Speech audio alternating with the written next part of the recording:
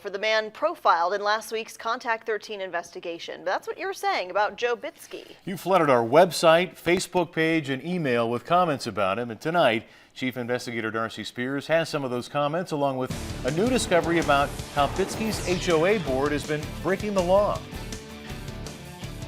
These are the homeowners that are causing the trouble here. You may remember Joe Bitsky. You're sticking your tongue out at me. The president of the Autumn Chase HOA in North Las Vegas is hard to forget.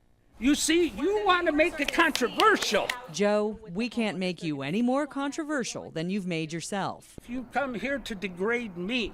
I just came here to ask you questions. You came here Since our story first aired, many of you have sent us comments calling Bitsky a bully, a train wreck, borderline postal, and a megalomaniac with delusions of grandeur.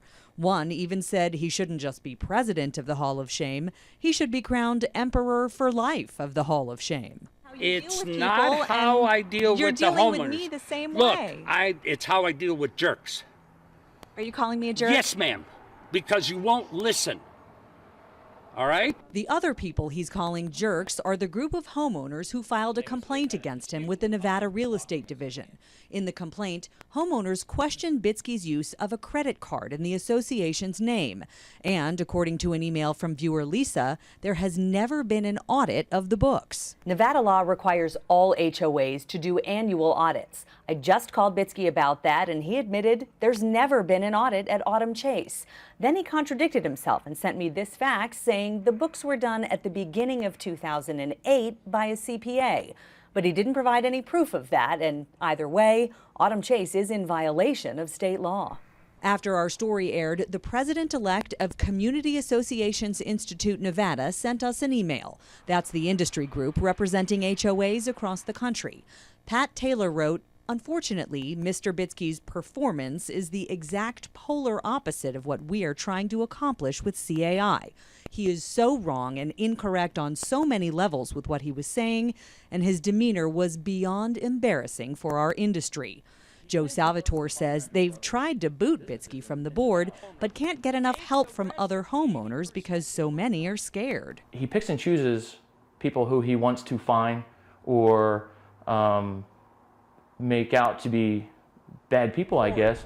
The state has a message for those who have been willing to take Bitsky on. Be patient. Understand that we have a huge number of complaints that are coming in, and we are working very actively at trying to resolve those as quickly as we possibly can. Jackson says their HOA caseload is up 40% over last year, with only 5 investigators for the entire state. We're going to let viewer Tammy have the last word for now. She says, "I am happy this is being brought into the public light.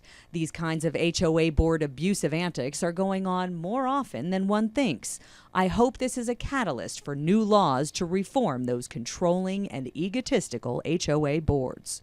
In my original investigation, one of the homeowners talked about how Bitsky wouldn't let her and others leave his home.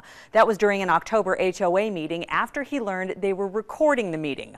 North Las Vegas police have been investigating, and they've now passed the case on to the city attorney. They're asking for prosecution on 2 misdemeanor counts of coercion stemming from that incident. Darcy Spears, Channel 13, Action News. Darcy will continue to cover this story as it develops. We also want you to keep giving us your nominations for the HOA Hall of Shame. Just send an email to 13investigates@ktnv.com.